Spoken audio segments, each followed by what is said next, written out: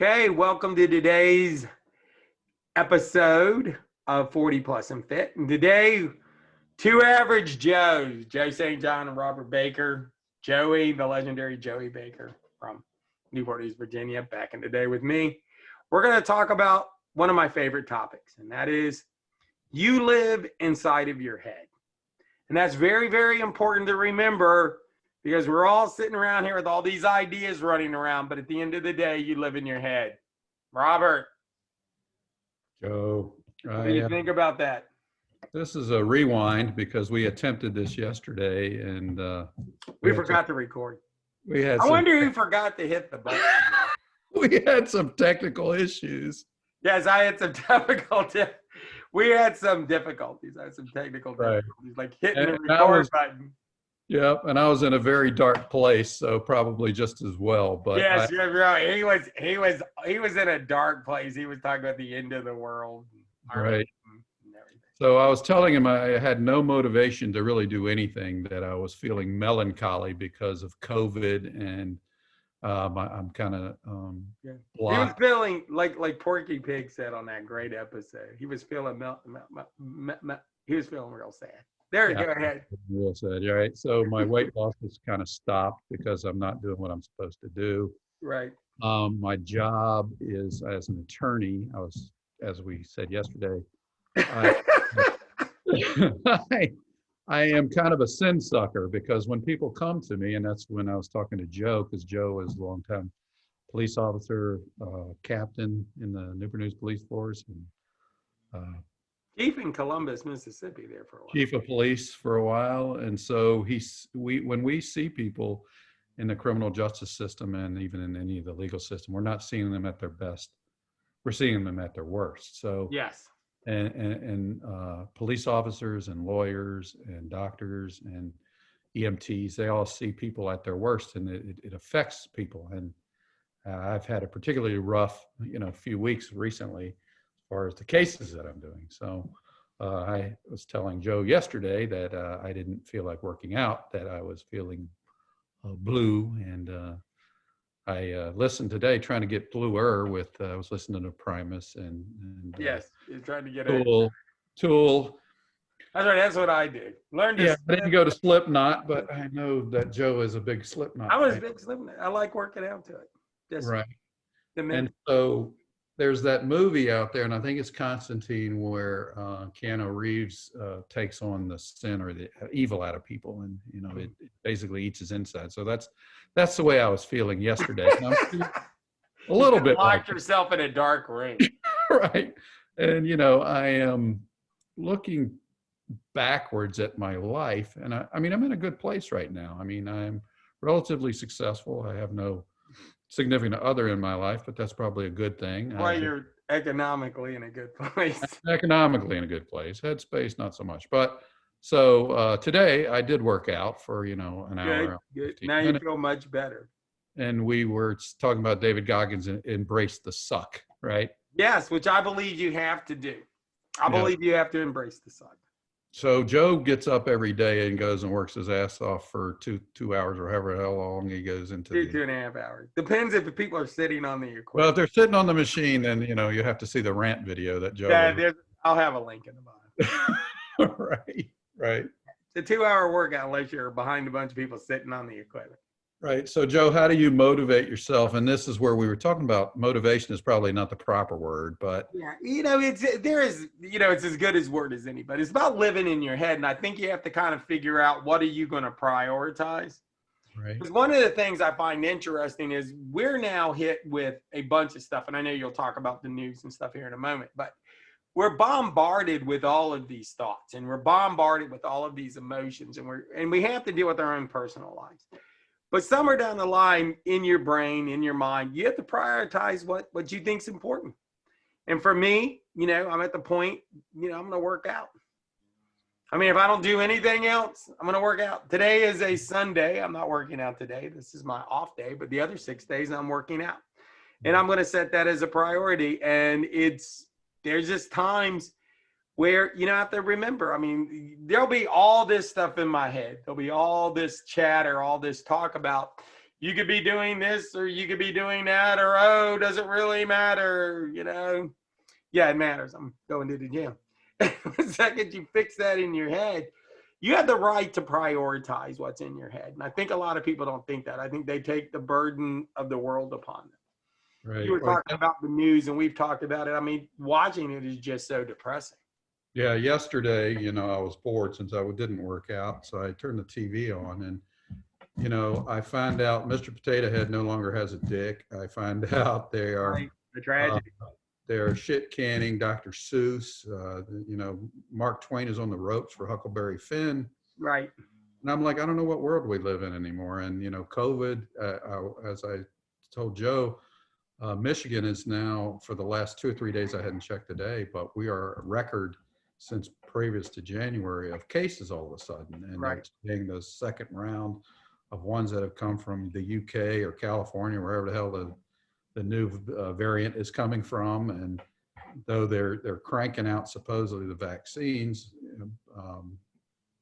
so it was getting me down, and it's totally in my head, because I know a bunch of people who aren't as well off as me, that are suffering through this tough time, and it's challenging for everybody. And so I've got to get over it, right? That's where you got to get Like, in. one of the things is I've stopped watching the news. I've told you that several times. I'm watching news, and I have people go to me, well, how do you know what's going on? Watch the news. Get up in the morning, open the door. If I don't see a nuclear holocaust, I got to go to work, kind of figure it out from there. The other thing is, I don't know what's going on because I don't watch the news, and that's interesting because you watch the news and you don't know what's going on. The difference is I haven't wasted my day watching the news. That's what's crazy. That's what's crazy. Because I just believe it's all a distraction. I don't get into the potato head stuff much, because actually he doesn't affect my life. Okay. Right. And I also believe it's all a distraction. Like, COVID is not a distraction. I worry about that, and I worry about my friends, because I got people who I know that have got it and they're fighting it. So I worry about that. But I also think a lot of things are distractions. Like, how are we going to pay for all this stuff the government spends on? I don't know. No one's told me how we're going to pay for it. They just told me I can't read Dr. Seuss books anymore, or at least if I can't get them from the Seuss Incorporated. Right. eBay won't allow me to buy one.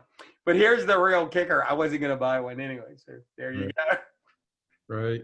I try not to get locked up in things that don't genuinely affect me. That's the thing about the media, is it seems the bias of the media, on both sides, they're not trying to unite us, they're trying to divide us. No, I agree with that. I love people. I don't know if I actually love teams, and I think they want us to break into teams, and I'm not into that. I don't care about that. I care about people. It's so divisive. It's so divisive, man. I mean, yeah. But if you tell me a large group of people are suffering, I'm like, can I help a person? Right. Because my resources are pretty limited. I don't remember exactly where I read this, or I'd give them credit. It's like, because I love this concept. They'll go, theoretically, when people act like they care about everything, they're lying, because you emotionally cannot do it. You emotionally cannot care about everything. Can't care about everybody. Because you know what? You're lying. It's very hard to care about a small group of people. And that's where I try to put my intention. It comes in my head and I go, yeah, sorry about that happening. I'll help you. I'll help a person if I can. However, I can't save the world. I tried. You tried. We were in jobs. We tried to save the world. Doesn't exist.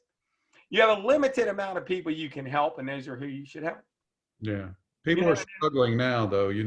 Suicide rates are way up. Domestic violence is way up. Sexual assault's way up. And yes. But we're going to talk about Huck Finn. Right. People are dying. I think our life expectancy the last 2 years have gone down. But you know what they want to talk to me about? Dr. Seuss, Mr. Potato Head, and Huck Finn. That's what they want to talk to me about. Right. They're not going to mention mental health issues because, quite frankly, they're difficult. And they're not divisive because everybody's experiencing them. I know people sometimes think they'll say, like, I'll tell them I'm not really worried about everybody. I can't fix the world. And they'll like, Joe, you're kind of selfish. Right. Right. Yeah, there you go. There you go. Yeah, I'm taking care of myself. And I suggest you take care of yourself, and we can handle the things that we can handle. I Right. think people get overwhelmed just with stuff that they can't do. And any of us that have ever had children understand there are going to be things you have to worry about and you have to deal with. Your children are always your children. Work is going to be work. There's going to be things you're going to worry about. But at the same time, you got to question yourself, what is this problem 10 years from now, right? Mm-hmm. You are in a different situation being an attorney. Right. And you own your own law firm. Your worry goes deeper than a lot of people's, right? But some people like me sometimes got into bureaucracies. And a lot of police work is life and death, and a lot of other police work is just a bureaucracy, right? It's just to make the machine go. Right. I remember somebody told me this, and I kept it in mind. I go, Joe, you're very worried about this place, and you care very, very much, but I don't want you to continue. But if you walked out in the parking lot and died tomorrow, this place goes on. Right. And I think sometimes people, especially for those of us that have been locked into bureaucracies, when you go, oh, the world's going to fall. If you die tomorrow, they would be really sad. Right. 2 of them would show up to your funeral. And, Joe St. John, if that happened, there would have been some sadness. 5 years later, you remember that guy? Jerry St. Pierre. Man, I liked him. Right. He was a great guy. They won't remember your name. So the next time you're losing your mind, go in there and check it. Yeah. How do you stay away from grabbing a fifth of Jack Daniels? Yeah. I've done that too. Then you get on the treadmill. That's where I was yesterday. Well, the problem with alcohol, and I know what I'm talking about. Right. Another video. The problem with alcohol is now you got a problem and you've handled your problem with what is soon going to become another problem. Right. Yeah, we'll do another video on that. Anybody that thinks I think I'll have to get rid of my problem, right? Now you have another problem. So right. There you go, and you got to deal with that one too. Right. But I think there is something about happiness that if you embrace the suck. Yeah. Because I do think, and I think this is something that came from us, Robert. I think it's a boomer thing. Yeah. This belief that we need to be perpetually happy. Right. Like, why am I not happy? Well, right now your life sucks. You're dealing with a bunch of stress. Your kids are, at that age where they don't listen anymore, whatever else you want to put in there. Right. And then you think that, it's like TV and everything's going to be resolved in 30 minutes. I think embracing the suck's important. Yes. I think embracing things that are not positive in your life and saying that is life is actually redeeming. I think it's part of being satisfied with who you are, that just understanding that some things are not going to be good. And I think you have to enjoy the happiness when you can get it, Yeah. It'll make you appreciate it. You're so structured trying to get to a goal, of Right. happiness. You don't even catch, and that's what I used to be, is where I wouldn't even enjoy what I was doing, thinking that there's something further out there. I think I've made that mistake. I think we all have, where we're like, oh, that was good. I said, I'm successful. I finished that goal. What's the next goal? You didn't even take 5 minutes to appreciate it. I know, that's where I was a lot of years, man.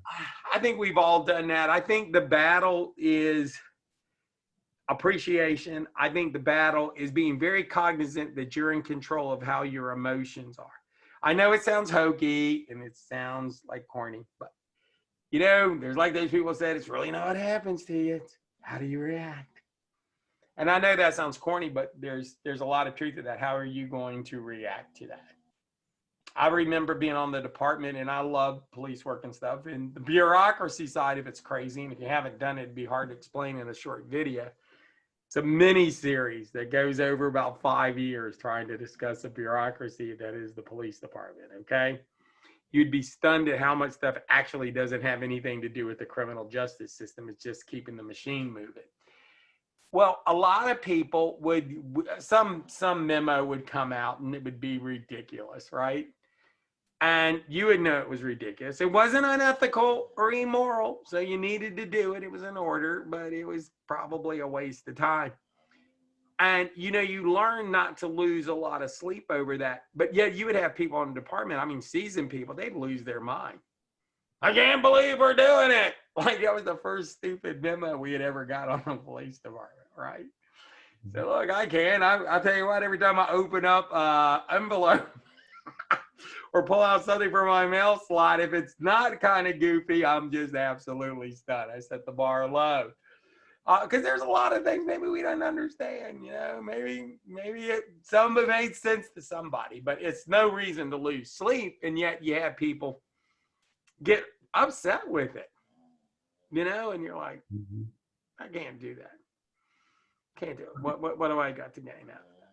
Right. Do you have any pearls of wisdom for our way out the door today? Yeah. This is the first pearl of wisdom I have to give you. If you are going to record anything, hit the record button. Deep thoughts by Joe St. John. That's it. The second thing is you live in your head. You're in control who rents space in there.